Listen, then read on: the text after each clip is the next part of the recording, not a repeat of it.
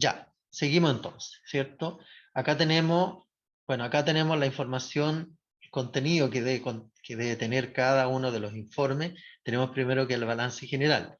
¿A qué se refiere? Dice, la información sobre la situación financiera de una municipalidad permitirá a los usuarios identificar los recursos económicos que controla la estructura de su fuente de financiamiento en la fecha de presentación.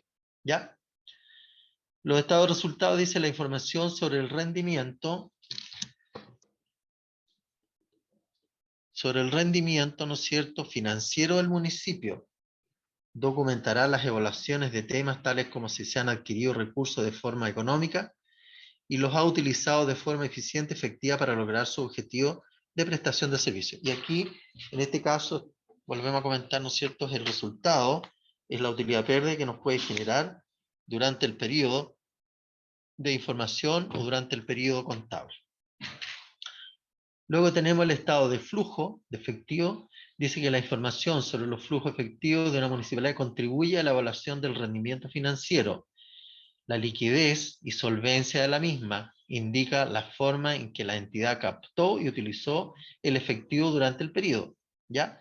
Obviamente acá, ¿qué es lo que nos indica? Nos indica la liquidez, ¿no es cierto?, que tiene el municipio en un momento determinado y la solvencia.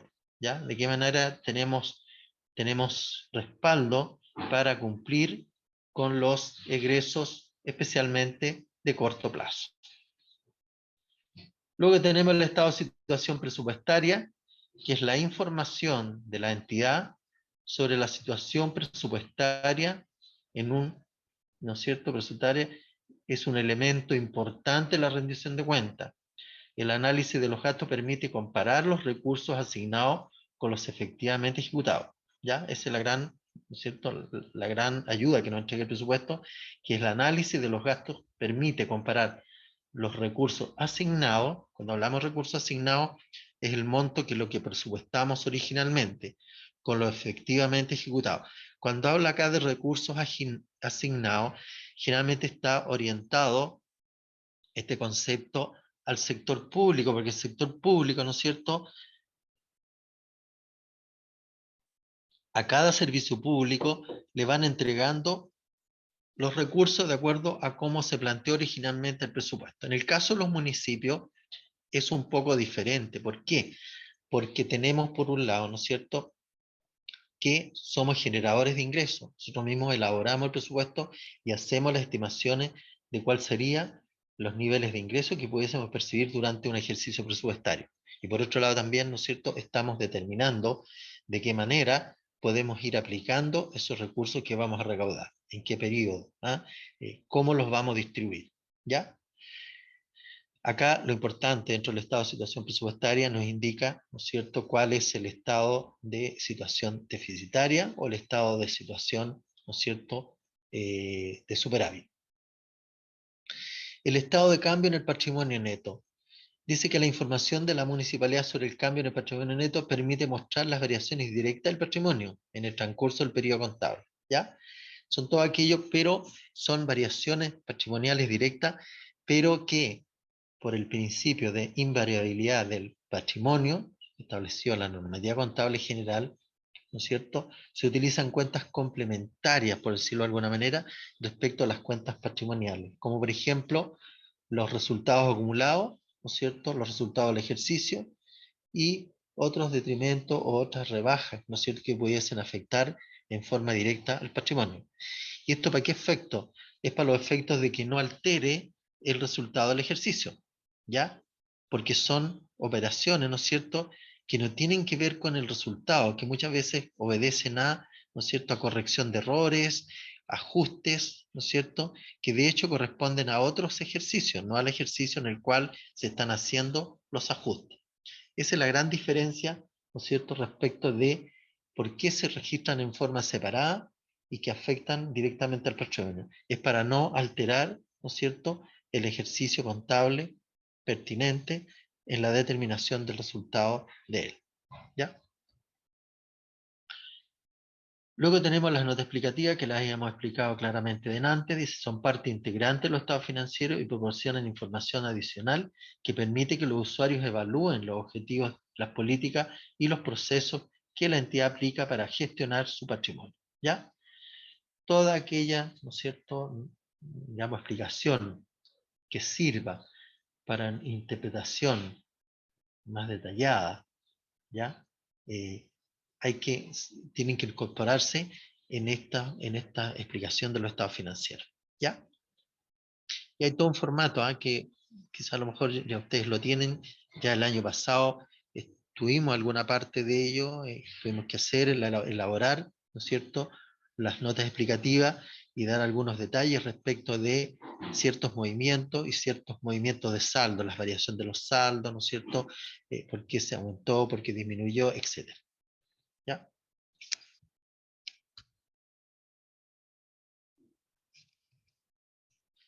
¿Cuáles son los elementos de los estados financieros? ¿Ya? Los estados financieros tienen una estructura, ¿ya? Para lograr los objetivos de información contable, los estados financieros suministran información acerca de los siguientes elementos de la entidad, ¿ya? Aquí está todo estructurado, ¿ah? Primero que nada, como información general, los elementos obviamente están basados en la normativa general contable. Aquí no hay ninguna cosa nueva, especialmente desde el punto de vista contable, en la forma y los conceptos que se utilizan para estructurar estos estados financieros, ¿ya? Primero tenemos los activos, ¿ya? Los activos que conforman todos los bienes que tiene la municipalidad, ¿ya? Los intangibles, los bienes de uso, las disponibilidades, los circulantes, ¿no es cierto? Todos los bienes que posee el municipio. También acá se incluyen, ¿ya? Dentro de estos activos, cuando se reconocen, ¿no es cierto?, los ingresos presupuestarios, ¿ya? ¿Ya? Que se transforman, obviamente, que son parte de los activos, ¿ya? Lo mismo ocurre con los pasivos. Los pasivos, bueno, son todas las deudas a corto, largo plazo o compromisos, obligaciones del municipio con terceros, en los cuales también se incluye lo que son los gastos presupuestarios, ¿ya? Que nacen, ¿no es cierto?, en cierta medida como deuda, ¿no es cierto?, municipales, los gastos presupuestarios. Y el patrimonio, ¿no es cierto?, es la diferencia que se produce entre los activos menos los pasivos en nuestro patrimonio contable, ¿ya? Ahora también, por otro lado, también tenemos el estado de resultado, ¿ya? Que el estado de resultado, ¿por qué está compuesto? Está compuesto por los ingresos patrimoniales y está compuesto por los gastos patrimoniales, ¿ya? Los ingresos patrimoniales provienen, ¿no es cierto?, de todos los ingresos generados por el municipio durante el ejercicio contable. Esto es del 1 de enero al 31 de diciembre de cada año. ¿En qué sentido? En el sentido, ¿no es cierto?, de registrar todos aquellos movimientos económicos, financieros, ¿cierto?, y presupuestarios que generan ingresos patrimoniales. ¿De qué manera? ¿De qué manera afecta el patrimonio, en este caso del municipio, ¿cierto? Porque son ingresos patrimoniales. Cuando estoy generando ingresos me está aumentando el patrimonio, ¿ya? Y pueden provenir de origen presupuestario como de origen netamente contable, ¿ya? Luego tenemos los gastos patrimoniales, que también, ¿no es cierto?, son todos aquellos gastos. Cuando hablamos de gastos patrimoniales, no solamente estamos hablando de desembolsos de efectivo, ojo con eso, ¿ya? Sino que todas aquellas operaciones que de una u otra manera están alterando, dentro del ejercicio contable, me está alterando el patrimonio institucional, ¿ya? Por lo tanto, también es un tema conceptual que hay que saber manejar, ¿ya? Por ejemplo, dentro de los gastos patrimoniales tenemos obviamente el deterioro, ¿no es cierto?, que no tiene efectos en efectivo, pero sí es un gasto patrimonial. Tenemos también, porque hay disminución de los bienes que conforman el patrimonio de la entidad. También tenemos, ¿no es cierto?, las depreciaciones, ¿ya? Las bajas, ¿no es cierto?, los castigos de los, de los ingresos municipales, ¿ya? También es una merma del patrimonio municipal, ¿ya? Por lo tanto, podemos decir que también son gastos patrimoniales. los ajustes, ¿cierto? Que pueden ser tanto ingresos como gastos, ¿ya? Que me pueden alterar positivo o negativamente el patrimonio. Luego tenemos también los ingresos presupuestarios, que también están insertos dentro de lo que es el balance de ejecución presupuestaria o el estado de situación presupuestaria, ¿ya?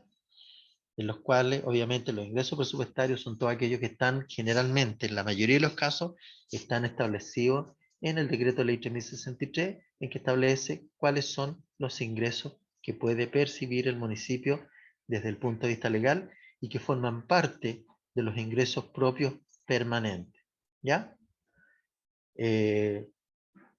Porque dentro de nuestra estructura de los ingresos presupuestarios tenemos ingresos propios permanentes e ingresos propios no permanentes, ¿ya? ¿Cuáles podrían ser los ingresos propios que no se clasifican como permanentes? ¿Hay alguien que me conteste esta pregunta?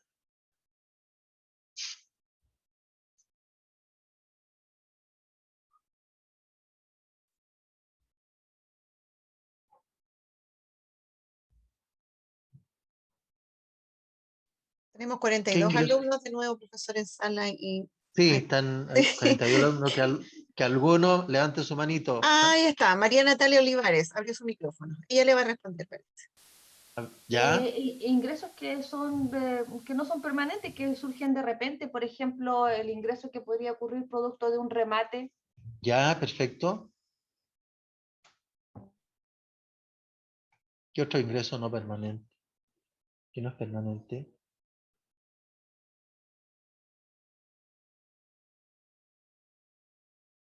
Que están considerados dentro como ingresos presupuestarios. Tienen que ver con las transferencias también, ¿cierto? ¿Sí o no? Las transferencias no son ingresos permanentes, sino que son ingresos esporádicos, ¿no es cierto? Que se van dando por ciertas circunstancias, pero no son estables durante el tiempo, ¿ya? Eh, bueno, y los permanentes obviamente son los que están establecidos dentro del decreto ley 3063 y en la normativa general que regula, ¿no es cierto?, los ingresos presupuestarios.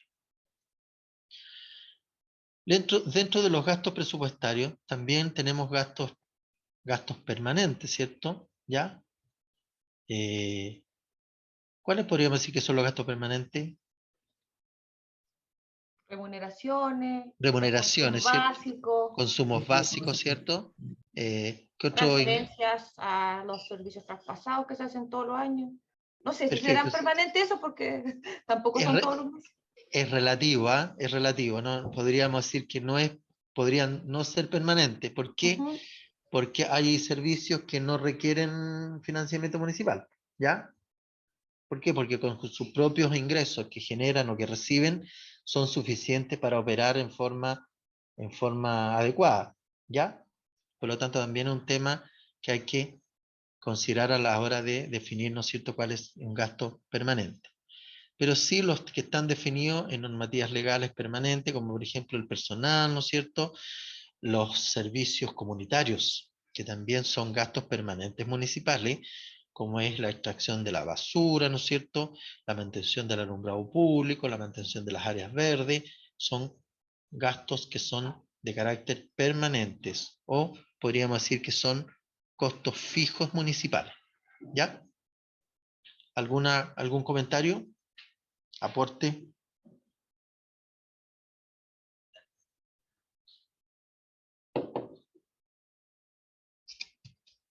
Seguimos. ¿Cómo se definen los elementos de los estados financieros? Primero, lo activo dice, constituyen los recursos en bienes y derechos controlados por la entidad como resultado de eventos pasados. Siempre, obviamente, los activos provienen, ¿no es cierto? Hay que ir internando esto dentro de nuestro vocabulario de eventos pasados, ¿ya? Aquí un poquito más conceptual, ¿no es cierto? El concepto de activo. Obviamente lo reconoce como que son eventos pasados, o sea, yo compré hace un año atrás un activo, forma parte del activo, por lo tanto es sobre un hecho ya pasado, ¿ya? Constituye los recursos en bienes y derechos controlados por la entidad como resultado de eventos pasados, ¿ya? Entonces dice derechos controlados por la entidad como resultado de eventos pasados, ¿ya? constituye los recursos en bienes y derechos controlados por la entidad como resultado de eventos pasados. Es por eso que cuando nosotros analizamos los activos, ¿ya? ¿Podrías homologar este concepto con lo que tiene que ver con los bienes nacionales de uso público?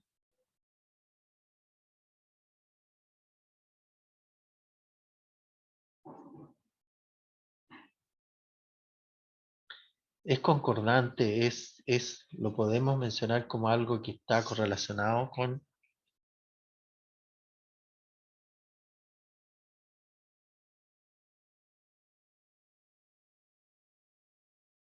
Alguien que me conteste. Habemos 42 personas conectadas. Alguien que me conteste este enunciado. Bueno, de acuerdo a la definición que está aquí en la diapositiva, yo creo que sí. ¿Ya? ¿Ya? Sí, está directamente relacionado. ¿Sabes por qué? Porque si nosotros nos remitimos a la resolución 3 de la Contraloría, habla que debemos incorporar dentro de los activos los bienes nacionales de uso público que sean controlados por el municipio. ¿Ya? Por lo tanto, acá el concepto establece que, obvio, constituyen los recursos en bienes, perfecto, y derechos controlados por la entidad como resultado de eventos pasados, ¿ya? De los cuales se espera que fluyan beneficios económicos y un potencial de servicio futuro. ¿Ya?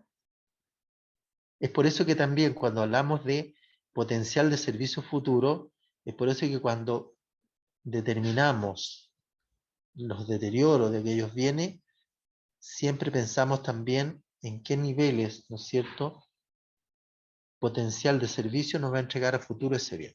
¿Ya? Acuérdense que para determinar el valor de deterioro, ¿ya? En algunos casos tenemos que conocer cuáles son los flujos, ¿no es cierto?, de beneficios económicos que me pueda reportar algún activo, ¿ya? En el evento que disponga de esa información, ¿ya? Y ahí, acuérdense usted que hicimos un ejercicio respecto de cómo podíamos determinar el deterioro, ¿no es cierto?, en el cual determinamos el deterioro que teníamos que tener varios datos previos. Entre ellos, ¿qué datos teníamos que tener para poder determinar el deterioro de un bien? Pregunta. Recibo respuestas.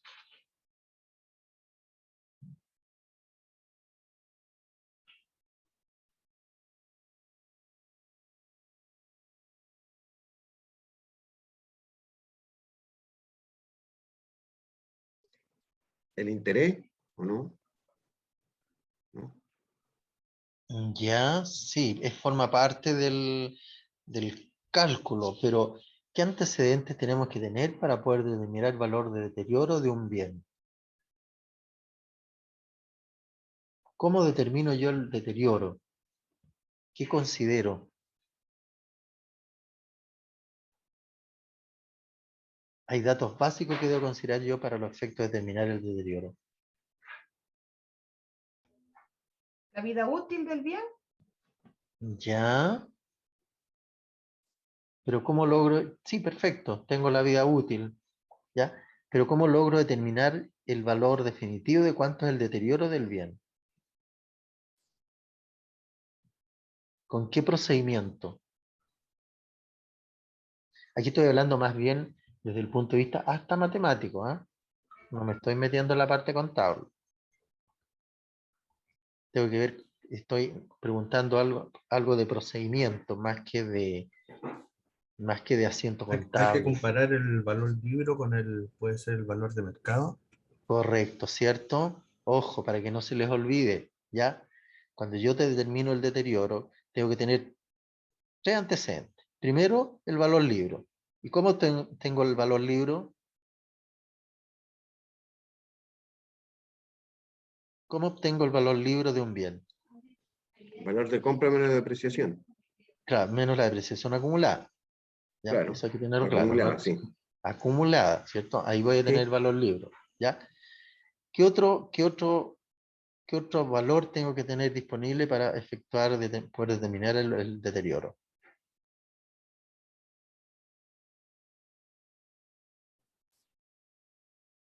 Claro.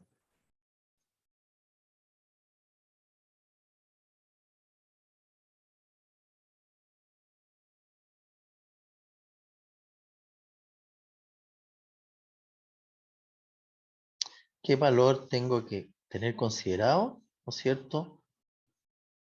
Para poder determinar, ¿qué otro dato? Tengo el valor libre, perfecto, que es el valor, ¿no es cierto?, de adquisición menos la depreciación acumulada, ¿cierto? Pero ¿qué otro valor tengo que tener disponible? Las personas que desarrollan el ejercicio del primer curso,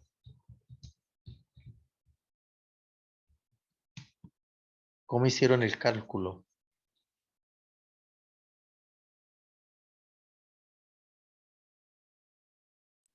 Recordar que hubieron muy buenas notas en ese ejercicio. Sí, la verdad que, pero muy bien, por lo tanto, se asume que todos debieran conocer el proceso, ¿ya?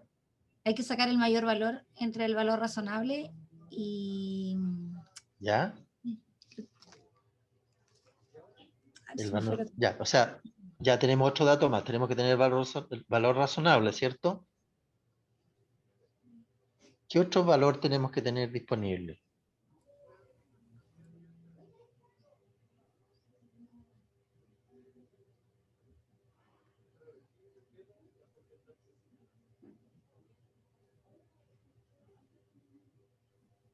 El valor razonable. Ya, lo tenemos, ¿cierto? Tenemos el valor libre, el valor razonable, pero ¿qué otro valor más tenemos que tener disponible?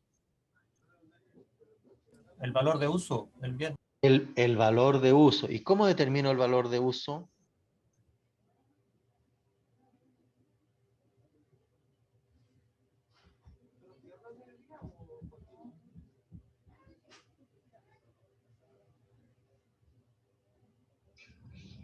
Ahí utilizo, acuérdense ustedes que el valor de uso, ahí utilizo un concepto que dice beneficios económicos, ¿ya? De los cuales se espera que fluyan beneficios económicos. ¿Qué tipo de beneficio económico nos puede reportar un bien de uso, por ejemplo?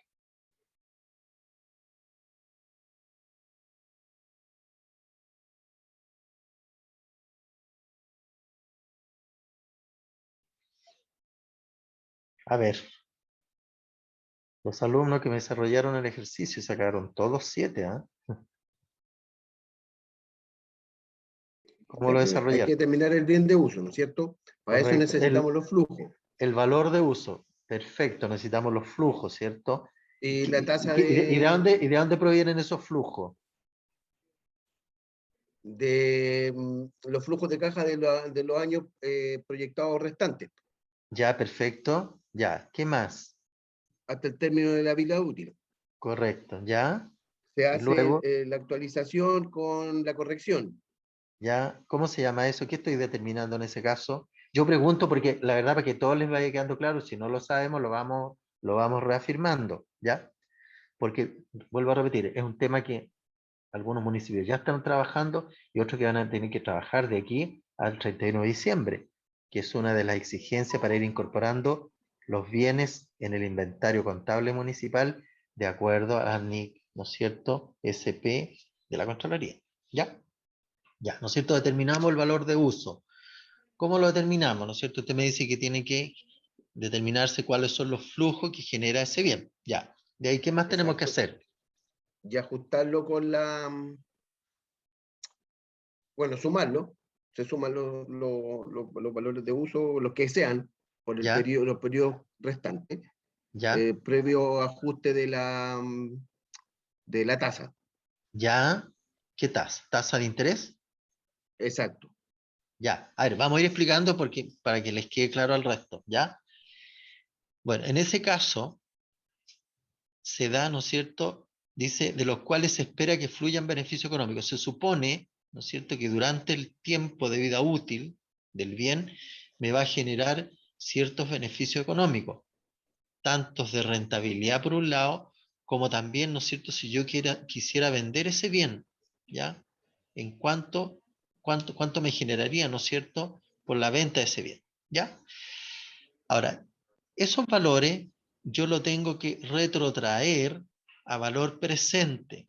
¿Qué significa eso? Significa que yo tengo que aplicar una tasa de interés y esa tasa de interés es la del mercado, ¿ya? No es una tasa que yo invente, ¿ya? Lo más probable es que voy a tener que trabajar con las tasas de interés vigente en el momento que haga la operación, como por ejemplo la tasa de interés que determina el Banco Central por un lado, ¿no es cierto? Acuérdense que el Banco Central es el ente regulador económico que nos va estableciendo cuáles son las tasas de interés en ciertos periodos de plazo, ¿ya? Por Es lo como tanto, calcular el valor actual neto de los flujos futuros. Eso. perfecto, ¿ya? Es obtener el valor presente, ¿no es cierto? Pero de valores futuros, ¿no es cierto?, a una actualización de una tasa de interés que esté vigente en el momento, ¿ya? Ujú. No sé si alguien no entendió esto. Yo igual estimo que de repente cuesta un poco digerirlo porque es algo como nuevo dentro de este proceso de regularización de los activos, ¿ya? Bueno, y para determinarlo matemáticamente utilizamos la fórmula del valor presente. ¿Y cuál es la fórmula del valor presente? ¿Cuál es la fórmula del valor presente? Y aquí El estamos valor hablando, del flujo dividido por 1 más la rentabilidad N. correcto, ¿ya? O sea, el flujo, ¿no es cierto? Es una fracción, el flujo partido por factor de 1 más I, que es el interés, Y que ¿ya? la tasa de interés elevado a N. Y elevado al número, al periodo que corresponde, ¿cierto? Por Ujú. ejemplo, Eso si es en ustedes- sumatoria, porque se suman todos los flujos. los flujos después, ¿no es cierto? ¿Qué pasa? Que voy determinando por periodo. El primer periodo va a ser 0, ¿no es cierto? Es como aplicar la tasa de interés simple, porque no tiene periodo. No sé si me Ujú. explico. El periodo es 1, que va arribita, donde va n, va 1 en forma imaginaria. No sé si me explico. Ya ahí tenemos que ir con un N tema elevado a matemático. 1 es 0. ¿Ya? Queda igual, ¿no es cierto? O sea, es como aplicar la fórmula de interés simple, porque estoy aplicando un interés sobre un solo periodo. Pero ya en el segundo periodo, cuando tiene más periodo de año de vida útil, un bien, voy a tener que ir elevando, ¿no es cierto?, al número de periodo que corresponde. El primer periodo va a ser 1, ¿no es cierto? El segundo periodo va a ser elevado a 2, ¿no es cierto? El flujo partido por factor de 1 más interés elevado a 2 y así sucesivamente hasta completar los años de vida útil que le restan al bien, ¿ya? Ahora, respecto de la tasa de interés se trabaja en términos de factor. ¿Qué significa eso? Que la tasa de interés yo la tengo que dividir por 100, pues de otra manera no me va a dar el resultado. Y esto tiene que ver con un tema netamente matemático, ¿ya? Si la tasa de interés es el 2%, ¿no es cierto? Voy a dividirla por 100 y me va a dar un 0,02, ¿cierto? ¿Ya? Y Sí. con ese factor yo voy a trabajar y voy a determinar mi flujo en forma de periodo, ¿ya? Sí, Cada uno porque es numérica, no porcentual. exacto, no es porcentual. Si le aplicamos, por ejemplo, le ponemos el 2%, no me va a dar nunca, me va a dar cualquier resultado, menos lo que yo espero desde el punto de vista matemático. Luego, una vez determinado todo ese proceso, yo hago la sumatoria de cada uno de los periodos, ¿no es cierto? Y ese valor me va a representar el valor de uso, ¿ya? Ahora, ya tenemos el valor de uso, tenemos el valor de realización, ¿no es cierto? Y tenemos el valor libro. ¿Cómo determinamos ahora el deterioro, el monto del deterioro? Tenemos el valor de la adquisición menos la depreciación acumulada, ¿Ya? te da Mm, el valor contable neto al minuto. ¿Correcto? Ya. ¿Cómo Menos el importe recuperable, que sería el valor de uso. A ver, el, el deterioro sería igual al valor libro menos el mayor valor entre el valor de mercado neto y el valor de uso. correcto. ¿A qué se refiere el valor de mercado neto?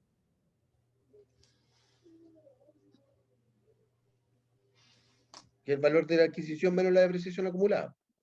No, el valor neto de mercado. ¿Cuál es? A ver, analicemos.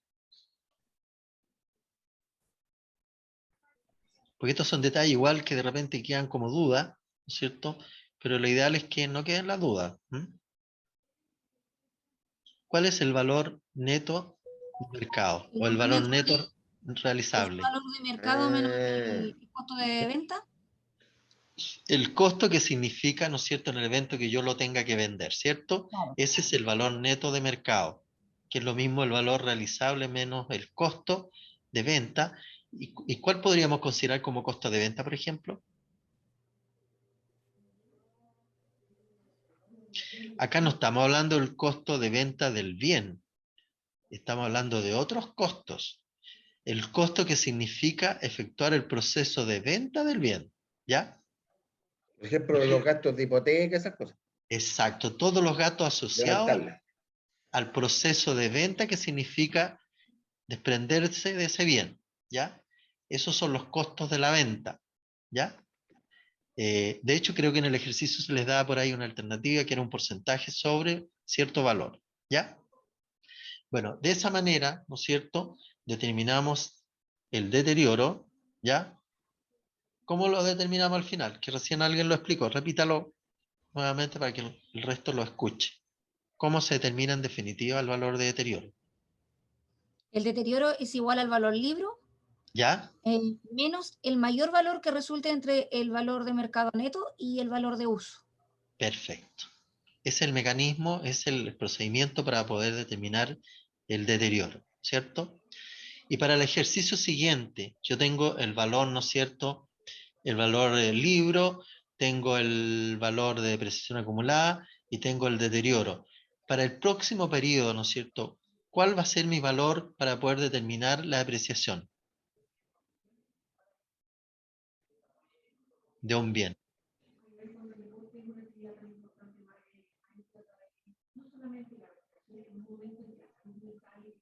¿Cuál sería, ¿no es Tendría que cierto? ser el valor libro menos la depreciación acumulada menos el deterioro. Perfecto, ¿no es cierto? Y posteriormente me va a dar el valor, ¿no es cierto? El valor libro, considerando la depreciación acumulada y también considerando que podría darse el caso, ¿no es cierto?, el deterioro acumulado, porque puede tener varios deterioros el bien, ¿cierto? Y ahí voy a tener condiciones de poder determinar el monto de la depreciación. Acuérdense que a contar del año 2021, ¿cómo se determina la depreciación? Mensual y en forma lineal. En forma Mensual. mensual y en forma lineal. ¿Qué significa lineal? Tiene que ver con los periodos que se le han asignado de vida útil, ¿ya? Porque existen otros sistemas de depreciación, pero que no se van a aplicar en este caso, ¿ya? Que están relacionados, ¿no es cierto?, especialmente en el sector privado, tiene que ver con la depreciación acelerada, ¿no es cierto? Y también tiene que ver con la depreciación en base a la producción, que son mecanismos que están establecidos también y que son válidos, pero para el caso nuestro, nosotros vamos a aplicar el sistema de depreciación lineal, o sea, por los años de vida útil o por el periodo o los meses de vida útil que le quedan al bien, ¿ya? No sé si hay alguna otra consulta, duda, comentario.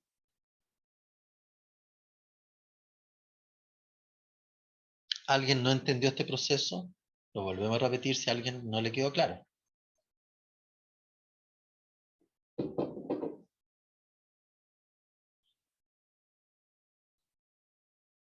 Ya, no hay comentario. A ver, ¿alguien parece en el chat hizo algún comentario?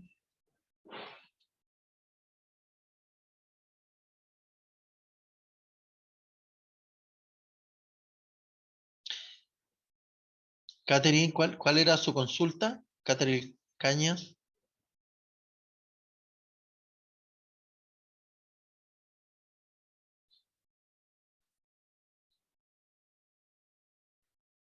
Catherine, ¿está conectada?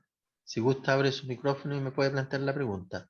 Profesor, dice Catherine Cañas, por favor, podría repetirlo. Dice, las fórmulas. La fórmula, ya, la fórmula, yo voy a repetir todo el proceso, ¿ya? Primero que nada, ¿no es cierto? Para poder determinar el deterioro, ¿ya? Que es lo que estamos analizando, tenemos que considerar primero que nada el valor libros. ¿Cómo determinamos el valor libros? Primero que nada tenemos que considerar el valor de adquisición del bien menos el monto de la apreciación acumulada y ahí recién me va a dar el valor libro, ¿ya? Ahora, para determinar el deterioro, debo contar con otra información también adicional. Debo conocer el valor realizable, ¿no es cierto? ¿Y cuál es el valor realizable? Es lo mismo que el valor de mercado, o sea, en cuanto yo puedo vender un bien, ¿ya? Y voy a utilizar el valor realizable neto. ¿Por qué? Porque si yo lo vendo, ¿no es cierto?, ese bien, de igual forma se van a generar algún tipo de costos adicionales a la venta, ¿ya? que podrían ser, no sé, por ejemplo, alzamientos de hipoteca, ¿no es cierto? El proceso mismo de venta, no sé, a lo mejor tendremos que hacer publicación en el diario, quizás a lo mejor vamos a tener que contratar un martillero público para que haga el proceso de licitación, de venta a través de REMAT, etcétera. Cualquier costo, ¿no es cierto?, asociado a la venta de ese bien, va a rebajar al valor de mercado y me va a quedar el valor realizable neto. Acuérdense que el valor de mercado podríamos señalarlo que es sinónimo a valor realizable. O sea, de qué manera, o sea, cómo yo puedo venderlo y qué valor le puedo sacar a ese bien. ¿Cuál va a ser el valor de mercado? ¿Sí? 15, 11, Ya, tenemos, ¿no es cierto?, el valor realizable neto, pero también tenemos que conocer el valor de uso, ¿ya? ¿Y cuál es el valor de uso? El valor de uso es la eventual rentabilidad que me pueda dar el bien durante el resto de años de vida útil, ¿ya? Y para eso voy a tener que considerar si tengo disponible, ¿no es cierto?, los flujos que me pudiese generar ese bien durante los años de vida útil. Yo tengo que hacer un ejercicio matemático y tengo que retrotraer esos valores que son por periodo, ¿no es cierto?, a valor presente. Y cuando yo traigo a valor presente esos valores, ¿no es cierto?, tengo que aplicarle una tasa de descuento, ¿ya? Y la tasa de descuento que voy a utilizar es la vigente en el mercado, ¿ya? La tasa bancaria, ¿no es cierto? Voy a tener que utilizar alguna información oficial para poder determinar esa tasa. Una vez determinados esos valores, ¿no es cierto?, ¿qué voy a hacer? Voy a hacer la fórmula del valor presente. ¿Cuál es la Dije que te fórmula del vaya valor? súper. ¿Sí? Podría estar un... No tenemos pequeños, parece, ¿no? Silvia, ¿tienes abierto el micrófono? Ya. Tenemos, ¿no es cierto?, que determinar los flujos por periodo. ¿Y cómo determinamos los flujos por periodo? Consideramos, ¿no es cierto?, la siguiente fórmula, que es el flujo del periodo partido por factor de 1 más el interés, que lo que tengo que traducir a factor, dividiéndolo por 100, elevado al periodo que corresponda. ¿Ya? El primer periodo va a ser 1, después el segundo periodo va a ser 2, 3, 4, 5, hasta el número de periodos de vida útil que tenga el bien. Teniendo ese dato de cada uno de los periodos, voy a sumar cada uno de los periodos actualizados, ¿no es cierto? Y ese va a representar mi valor de uso. Hasta esa instancia todavía no determino el deterioro. ¿Cómo lo voy a determinar? Voy a tomar el valor libros, el valor de adquisición menos la depreciación acumulada, entonces me va a dar el valor libro. ¿Y qué voy a hacer para sacar el deterioro? Voy a comparar el valor realizable neto menos el valor de uso. El mayor lo voy a comparar con el valor libro y la diferencia que me determine de acuerdo a esa comparación va a ser el monto del deterioro, ¿cierto? Y ese monto del deterioro lo voy a contabilizar, ¿no es cierto?, como un gasto patrimonial, ¿ya? Porque es una pérdida, ¿ya? Lo cual, ¿no es cierto?, ¿cómo lo voy a registrar? La cuesta de gasto patrimonial por deterioro bienes de edificación, dependiendo del tipo de bien que se trate, ¿ya? Contra, ¿no es cierto?, la cuenta deterioro acumulado de edificaciones, por ejemplo, ¿ya? Acuérdense ustedes que todo esto de los deterioros y la depreciación no se hace la rebaja directa a cada uno de los bienes, sino que se va formando como un fondo en forma complementaria de las depreciaciones y de los deterioros. Cuando quiero saber yo el valor libro de un bien, siempre voy a tener que considerar, para el caso nuestro, que es un registro indirecto de la apreciación, voy a tener que tomar el valor de adquisición menos la depreciación acumulada menos el deterioro en este caso. Y ahí recién me va a dar el valor libro y que sobre esa base voy a seguir, ¿no es cierto?, deduciendo o determinando la depreciación del bien por los años de vida útil que le quedan. ¿Ya? ¿Quedamos claros? ¿Sí?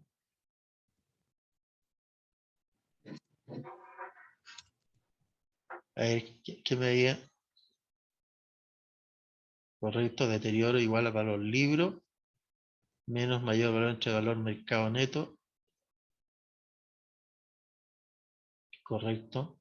A ver, ¿cuál es el procedimiento para determinar el deterioro? Primero que nada tengo que tener el valor libros, ¿no es cierto?, del bien.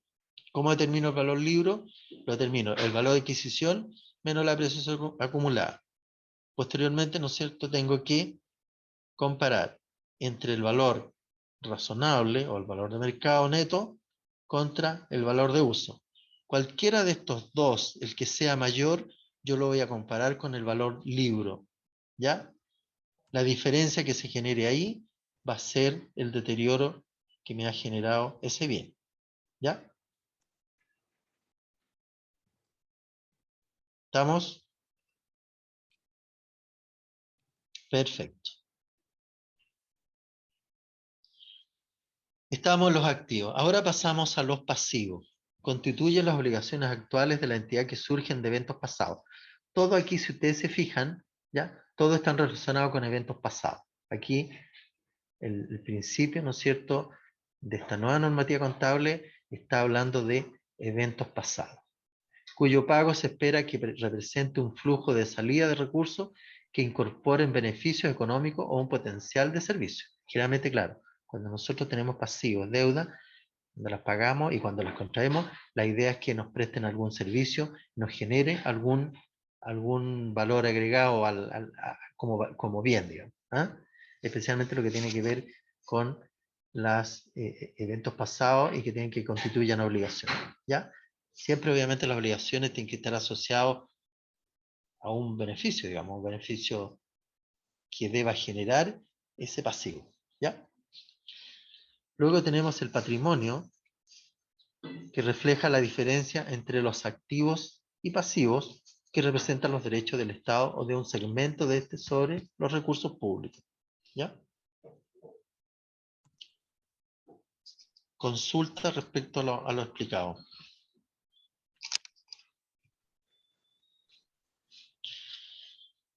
¿Cómo preparamos y presentamos los estados financieros? Aquí tenemos los ejemplos de activos, Que no se encontraba presente. ¿ya? Silvia, ¿algo me querías decir?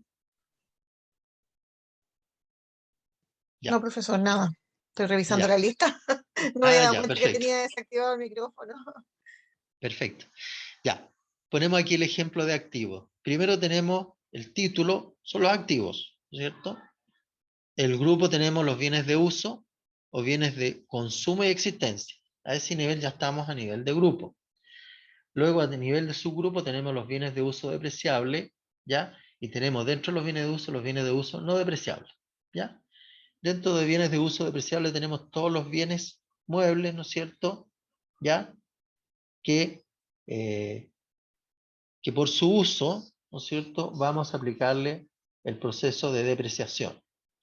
Y tenemos los bienes de uso no depreciable, que son todos aquellos bienes que no están sujetos a depreciación, ¿ya? En el caso de los bienes de uso no depreciable tenemos los terrenos, ¿no es cierto?, que nunca van a dejar de tener un valor inferior al valor que tienen, ¿ya? Salvo los bienes de uso no depreciables sí pueden ser objetos ¿de qué pueden ser objetos? Si no están sujetos a depreciación. ¿Pero qué podrían estar sujetos? ¿Hay alguien que me conteste? Deterioro. ¿A qué? No le escucho.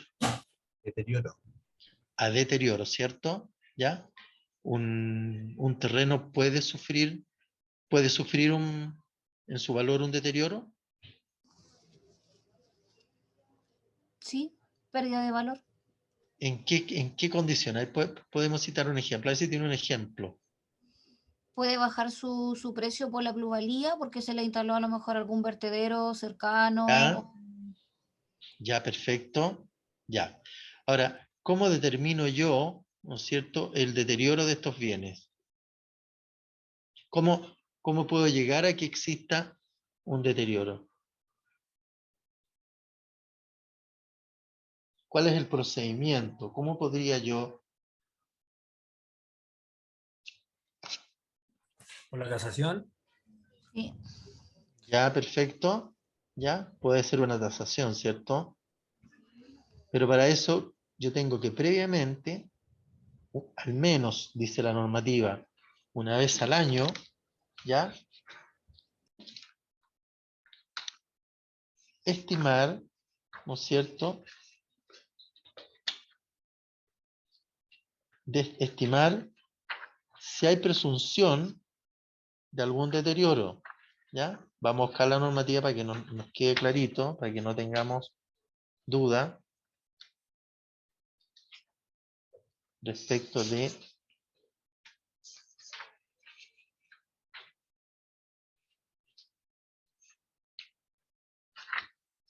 tenemos la depreciación, tenemos el deterioro. ¿Qué dice respecto al deterioro? Dice, para la aplicación del deterioro se debe considerar lo establecido en la norma de deterioro activo generador y no generador efectivo. ¿Ya? Por lo tanto, en ese caso tenemos que tener en consideración ambos conceptos. ¿Ya?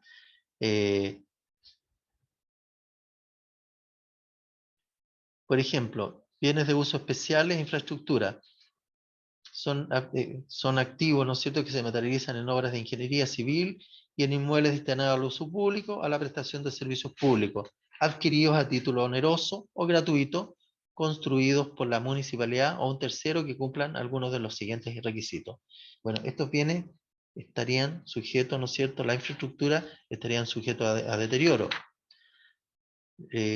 También pueden sufrir deterioro los bienes nacionales de uso público, que también estarían dentro de la normativa, que estarían sujetos a este proceso. ¿Ya? Obviamente están los terrenos, que es un ejemplo clásico respecto a estos bienes y que puedan sufrir deterioro. ¿Ya?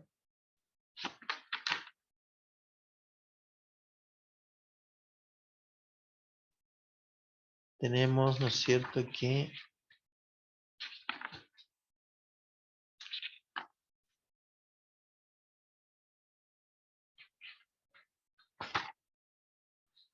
bueno, hace una diferencia entre la depreciación, ¿cierto?, y el deterioro. El deterioro es la pérdida de valor de un bien, no por su uso, sino que por otras circunstancias. Y la apreciación tiene un desgaste, o sea, hay un desgaste físico o de rendimiento del bien de que se trate. ¿Ya? Por eso acá tenemos bienes de uso depreciable que están a nivel de subgrupo y cuenta a nivel 1, que están las edificaciones de los vehículos. ¿Ya? Y dentro de los vehículos, ¿no es cierto?, a nivel 2 tenemos vehículos terrestres, vehículos aéreos. Y podemos seguir dándole ciertas clasificaciones dependiendo del nivel de información que requiere el municipio, ¿no es cierto? Podemos tener vehículos terrestres administrativos, ¿no es cierto? Y podemos tener vehículos terrestres productivos, ¿ya? Ojo con eso. Esto va a depender mucho de el nivel de información que se requiere. Pero hay ciertos niveles que son obligatorios que deben contener los informes contables, ¿no es cierto?, y los registros contables. Respecto de los bienes de consumo e existencia, tenemos las existencias y las existencias en tránsito. Y dentro de la existencia tenemos la existencia de alimentos y bebidas. Y dentro de la existencia en tránsito, importadas nacionales, ya que vienen en tránsito, pero que están ya, forman parte, podrían formar parte de los activos de la entidad. ¿Ya? Ahora, de los bienes de consumo y existencia, ¿no es cierto?, tenemos que, de acuerdo a la normativa,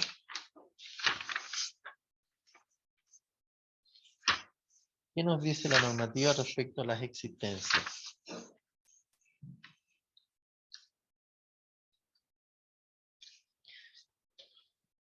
Primero que nada, las existencias, yo me voy a explicitar en este concepto que viene alguna normativa como específica, especial. ¿Ah? Dice que las existencias son activos, son cuentas de activos, obviamente. ¿Ya? En la forma de materiales o suministros para ser consumidos en el proceso de producción.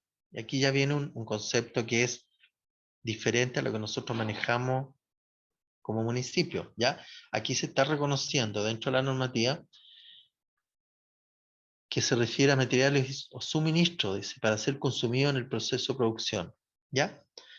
Yo no sé si hay municipios que tengan algún tipo de procesos productivos en la cual interviene la transformación de materias primas, ¿no es cierto?, el uso de mano de obra, y también incluyan gastos de fabricación, que son los conceptos, ¿no es cierto?, que se utilizan cuando hay procesos productivos que son esenciales para determinar el costo, ¿no es cierto?, de producción de un bien.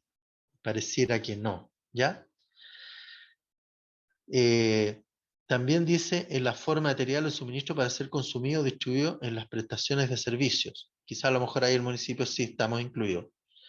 conservados para su venta o distribución a terceros sin contraprestación o por una contraprestación insignificante en el curso ordinario de las operaciones, o el proceso de producción para su venta o distribución.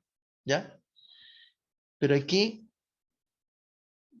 tenemos, ¿no es cierto? Podemos tener existencia también que podrían ser para uso interno, ¿ya? Generalmente, ¿ya? Los bienes de consumo, o sea, cuando hablamos de bienes de consumo, que se diferencian en términos de la existencia, generalmente son considerados gastos patrimoniales, ¿ya? Todos los insumos, por ejemplo, los gastos de oficina, todo lo que significa, todos los elementos que implican para el proceso, ¿no es cierto?, administrativo interno, ¿ya? Todos se consideran como gastos patrimoniales, pero la norma dice que la autoridad administrativa, ¿ya?, decide llevar un control contable de esos bienes, ¿ya?, en relación a su materialidad, se pueden utilizar sistemas de control de existencia. Ojo. Pero, ¿no es cierto?, aquí va muy apegado a lo que tiene que ver con el costo-beneficio. Importante, ¿ya? ¿Qué me sale? Me sale de alto costo el llevar un control de existencia completo, ¿no es cierto?, que implica disponer de funcionarios técnicos para que me puedan llevar estos controles, ¿ya? Obviamente que si tiene un significado importante, yo creo que va a ser importante que el municipio adopte el sistema de control de existencia, ¿ya? Si los flujos son importantes, hay comprometido una parte importante también del patrimonio, obviamente que va a ser necesario, yo creo que establecer un sistema de control más explícito y más detallado. Acá dice, los bienes de consumo son considerados gastos patrimoniales, pero si la autoridad administrativa, en este caso el alcalde, ha decidido llevar un control contable de ello, como existencia en atención a su materialidad, se debe asegurar que al término del periodo contable se reconozcan los bienes consumidos como gastos patrimoniales, ¿ya? O sea, aquí hay un doble registro, ¿ya? Yo los voy a ir registrando como existencia, pero al cierre del ejercicio, ¿no es cierto?, como yo no los voy a registrar en forma directa como gasto patrimonial, ¿ya?, sino que una vez que cierre el ejercicio, voy a tirar todos los costos a las adquisiciones que significaron estos bienes de consumo, ahí recién yo los voy a tirar contablemente como gastos patrimoniales, ¿ya? ¿Cuál es el sentido de esto? En el fondo es el control físico, ¿ya? El control físico de los bienes, pensando en que estos bienes, ¿no es cierto?, son de alto costo, que tienen una representación importante dentro del patrimonio del municipio. Ahora, si no es justificable, ¿no es cierto?, ¿qué vamos a hacer en ese caso? ¿Qué deberíamos hacer? Alguien que me responda.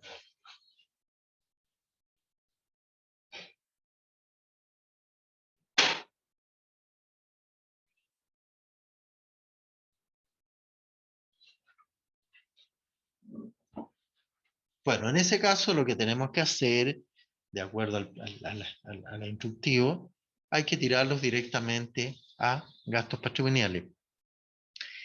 Eso no significa que debamos llevar, ¿no es cierto?, el control físico de esos bienes desde el punto de vista administrativo. Es lo mismo que ocurre con los bienes de uso. Todos aquellos bienes de uso que son inferiores a las 3 unidades tributarias mensuales, obviamente que independiente de que no sean, ¿no es cierto?, activados en forma pertinente, no significa que el municipio le pierde el control y va a tener que llevar el control administrativo de ellos. En el caso de la existencia ocurre lo mismo, ¿ya? Debieran existir ciertos procesos de control de las existencias respectivas, ¿ya?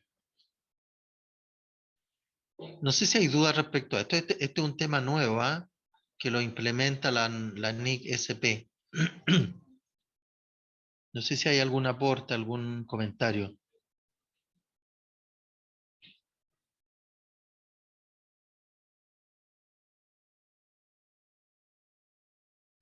Por ejemplo, la misma normativa da como ejemplos de control de existencia y que debiera en definitiva llevarse, son los medicamentos. Y especialmente aquí nos podríamos remitir a las farmacias populares, ¿cierto? ¿Ya? Debiera llevarse un control, ¿no es cierto?, de los medicamentos en términos de existencia. Porque habla ahí para la prestación de un servicio, venta o distribución. Las farmacias comunitarias, las farmacias populares, ¿no es cierto?, se dedican a la transferencia de bienes, en este caso a la transferencia de medicamentos. Por lo tanto, desde el punto de vista control contable y control también financiero y físico y también control desde el punto de vista sanitario, ¿no es cierto?, debieran establecerse sistemas de control de existencias para estos efectos, ¿ya? Independiente, ¿no es cierto?, que el sector salud también lleva su control de existencia respecto de los medicamentos, y eso lo tiene que llevar la farmacia respectiva, que es la farmacia, ¿no es cierto?, que es la responsable de la administración de los medicamentos, el cual debe estar obviamente administrado y controlado por un químico farmacéutico, porque tiene que ver también con un aspecto técnico, no solamente administrativo y contable, sino que también un aspecto de tipo de sanidad, sanitario, ¿ya? También otro concepto de elemento de existencia que podrían llevarse a nivel de control contable, ¿ya?, en los combustibles, pero cuando, ¿no es cierto?, los municipios o las entidades públicas tengan depósitos de combustible, ¿ah? En esos casos debiera llevarse un control de existencia de combustible, y para ello deben darse todas las condiciones para que ello así sea, ¿no es cierto? Lo más probable, y de así debe ser, que en los filtros, en los fondos donde se almacenan los combustibles, ¿no es cierto?, tendrá que llevarse algún tipo de registro electrónico, ¿no es cierto?, para ir verificando los niveles de existencia que puedan existir en un momento determinado. ¿Ya?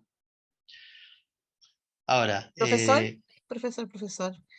dígame. Hay una alumna aquí que dice que, ¿qué normativa está viendo? La resolución 3 de la Contraloría del año 2020, ¿ya? La resolución 3 que fue publicada, espérense un poquito, fue publicada el 20 de abril del 2020, ¿ya? Esta fue publicada en el diario oficial de ese día, ¿ya? Hay una versión única del 20 de abril del 2020 que hasta el momento no ha sido aparentemente modificada, ¿ya? Es la resolución número 3 de la Contraloría, ¿ya? Y que aparece en el rubro, todo lo que yo estoy explicando, aparece en el rubro de las existencias, ¿ya?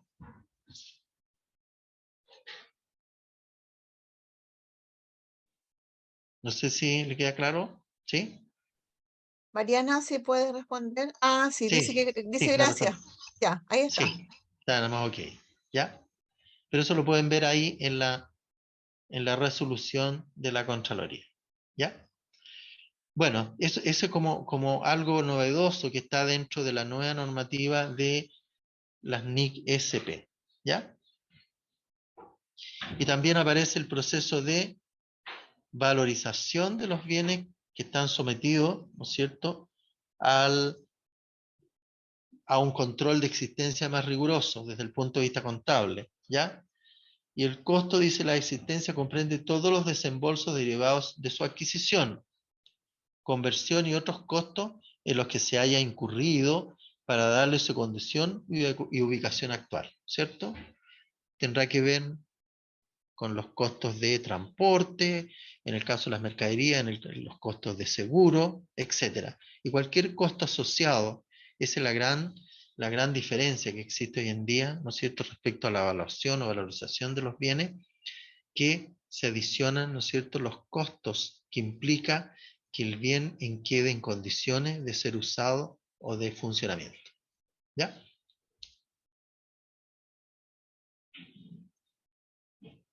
Seguimos. ¿Alguna consulta? ¿Duda?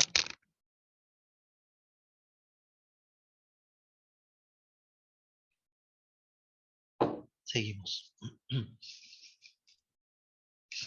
Luego nos pasamos con los pasivos, ¿no es cierto? A nivel de título tenemos los pasivos, ¿no es cierto? Tenemos el grupo, otras deudas y la deuda pública, ¿ya? Y dentro del subgrupo tenemos las cuentas por pagar, ¿ya? Y dentro de la deuda pública, en el subgrupo tenemos la deuda pública interna, ¿ya?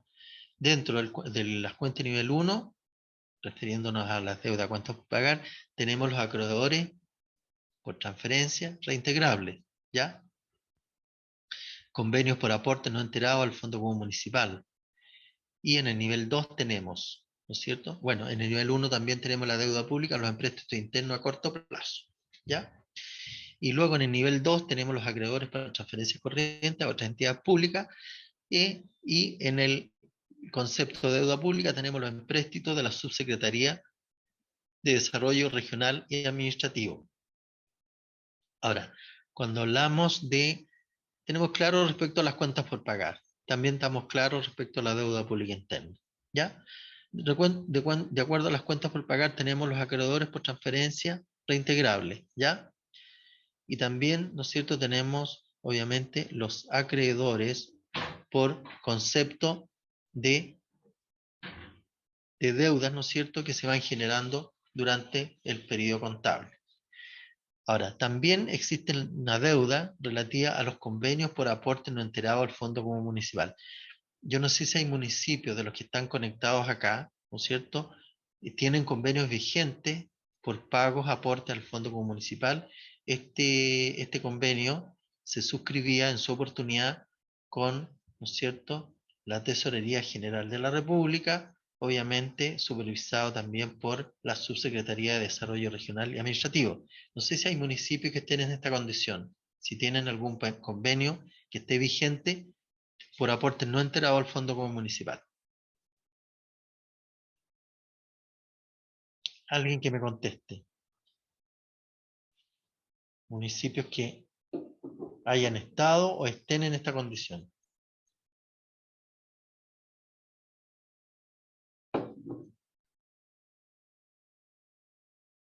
¿No?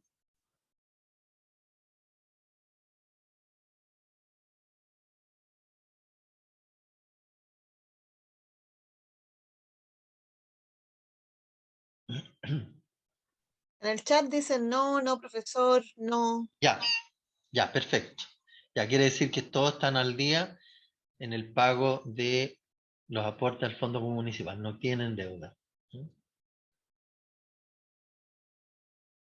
Ya, seguimos. Luego tenemos los acreedores por transferencia reintegrable, ¿no es cierto?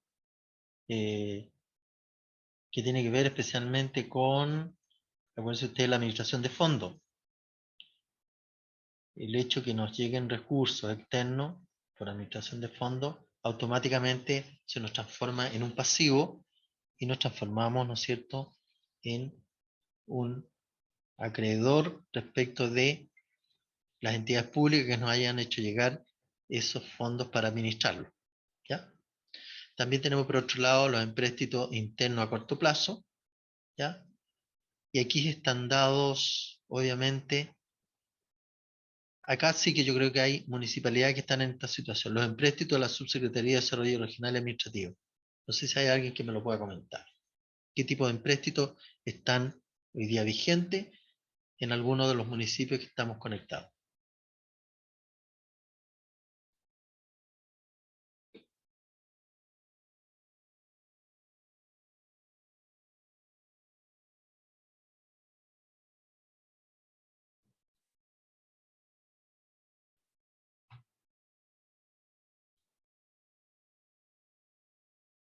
¿No hay municipios que tengan empréstitos de la Subdere?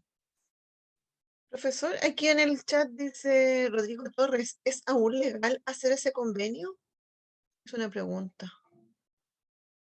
11:53, 2 minutos.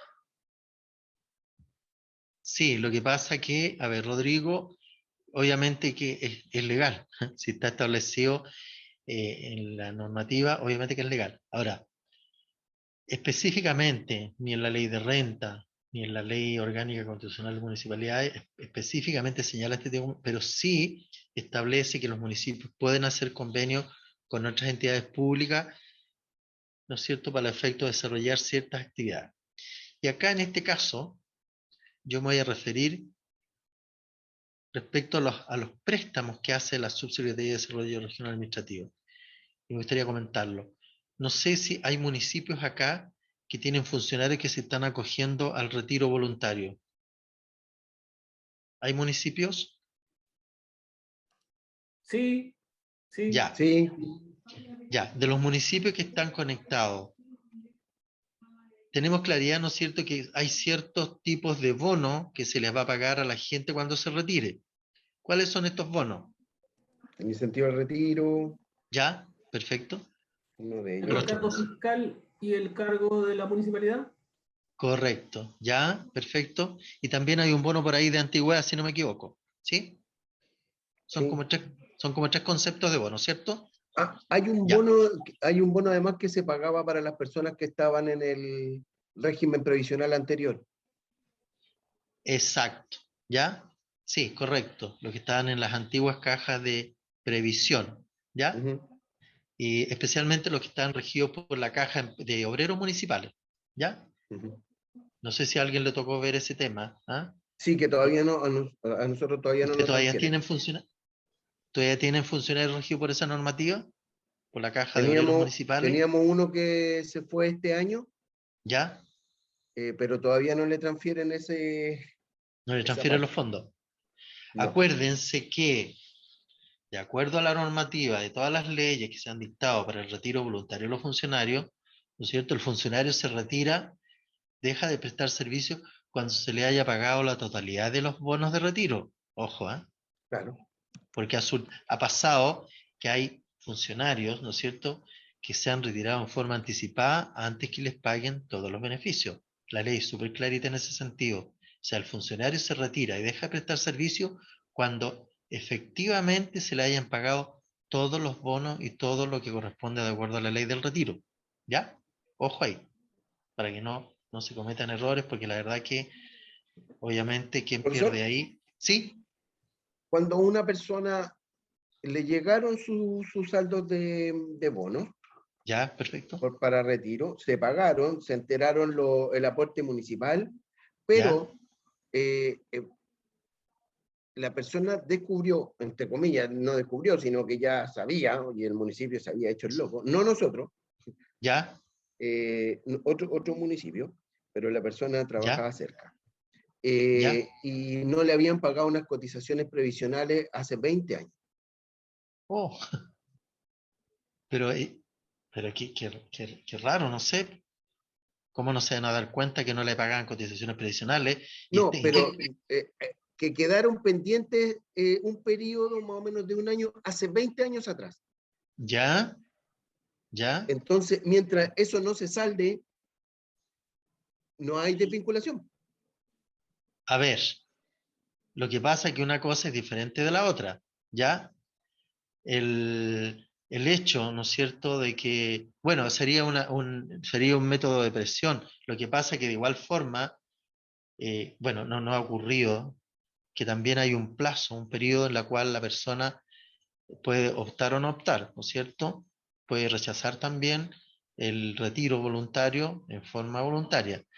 Ahora, eso tiene que ver con un tema como adicional, y ahí lo que tendría que hacer el funcionario, obviamente, hacer las acciones legales para que el municipio le pague las cotizaciones pendientes, ¿ya? Ujú. Parece extraño que él está ¿en qué tipo de sistema previsional? AFP. Ya. Bueno, lo que tienen que hacer ahí, primero que nada, es de que a través de la AFP, ¿no es cierto?, se hagan acciones de que el Sí, la municipio. AFP iba a interponer una demanda legal contra ese municipio.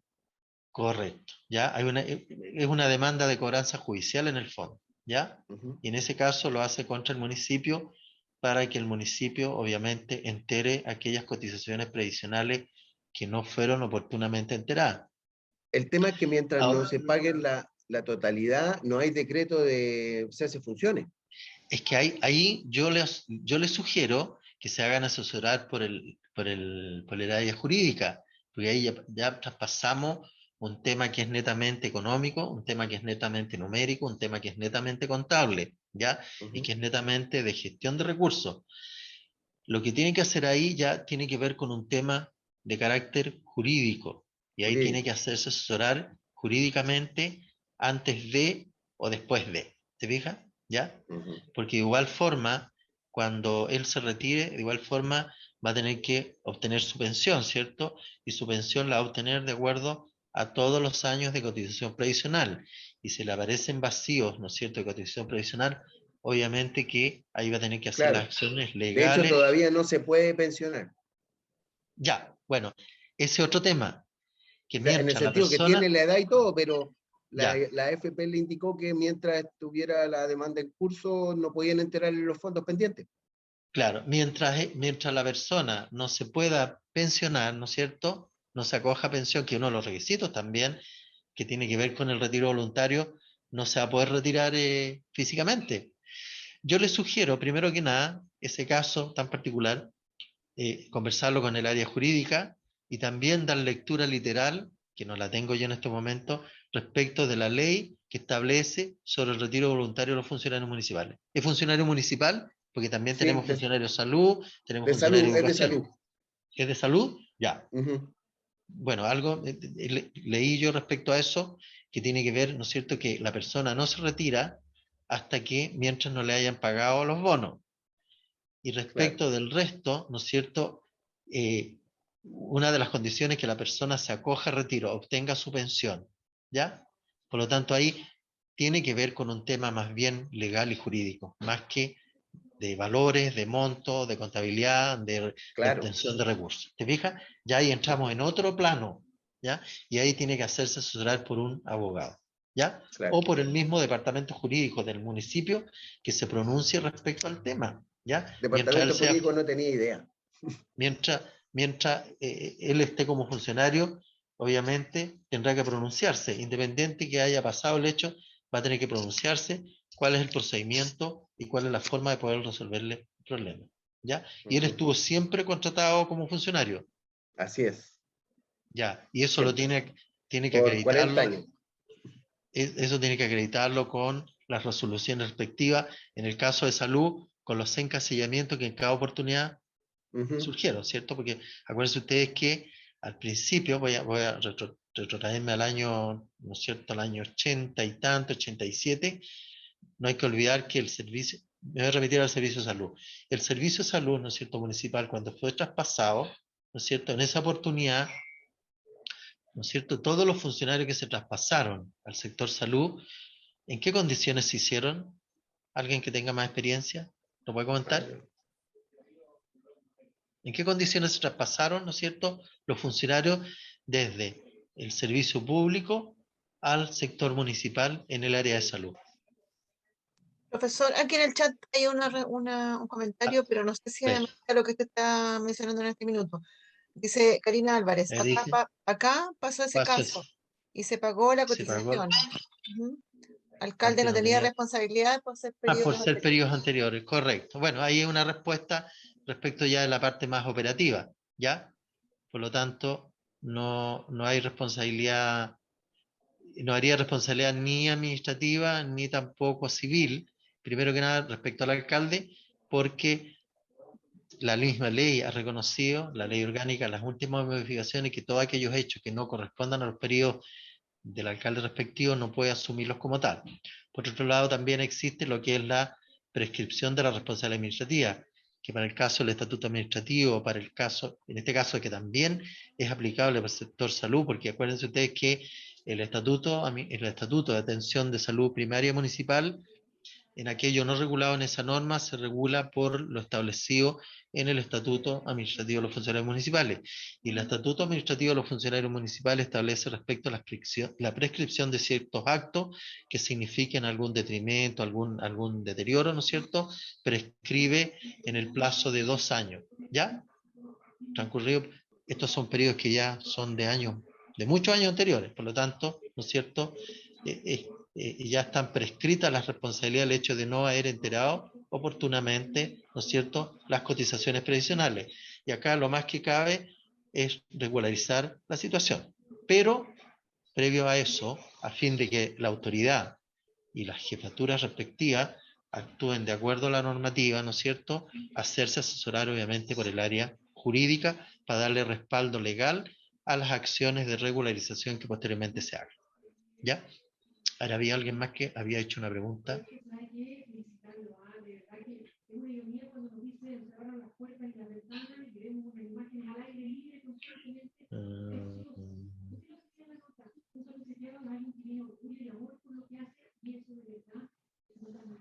Ya. Bueno, como comentaba adelante, voy a seguir con el mismo tema. ¿En qué sentido? En el sentido de que, ¿no es cierto?, cuando se traspasó los servicios municipales de salud a la municipalidad, ¿ya?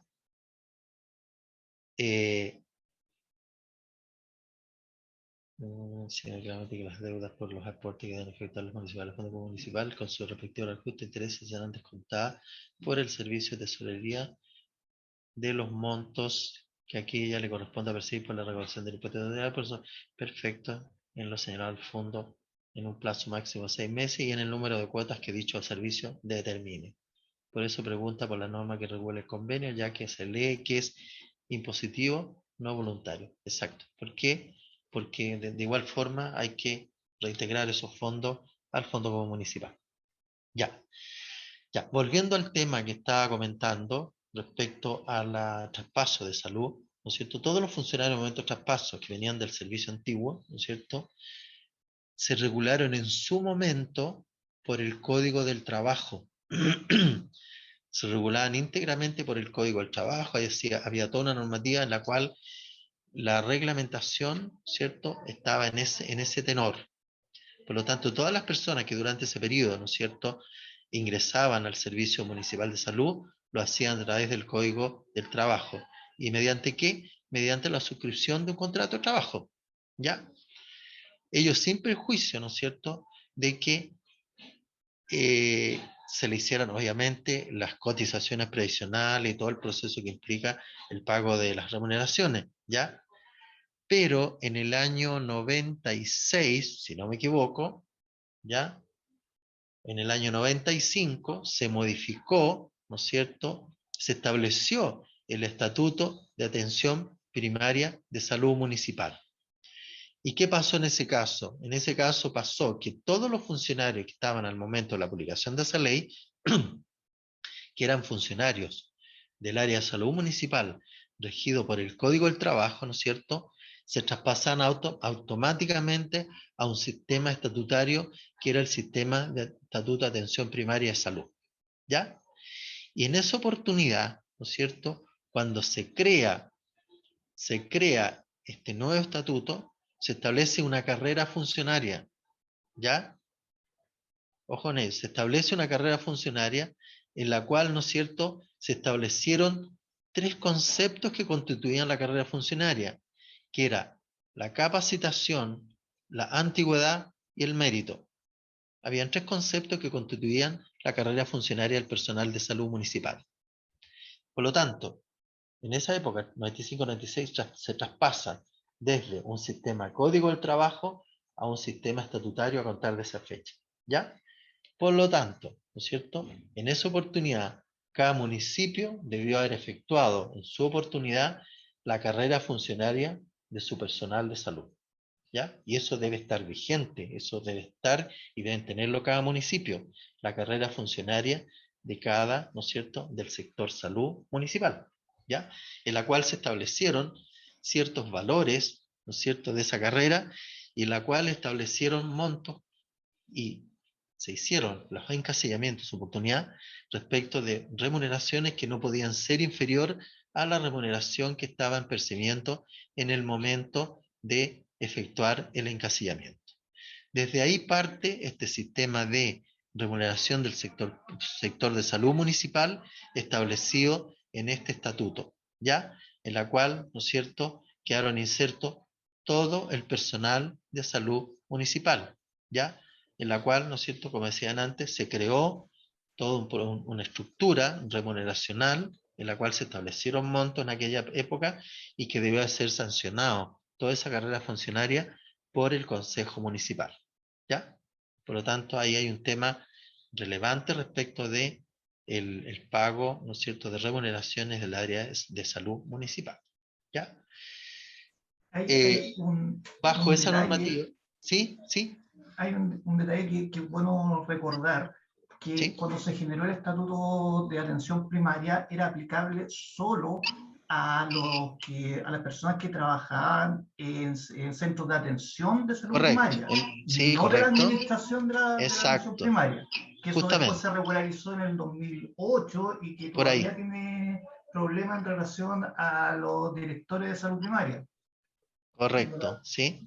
por Es el que tema de los concursos. aquí hay que distinguir dos cosas. De igual forma, ¿no es cierto?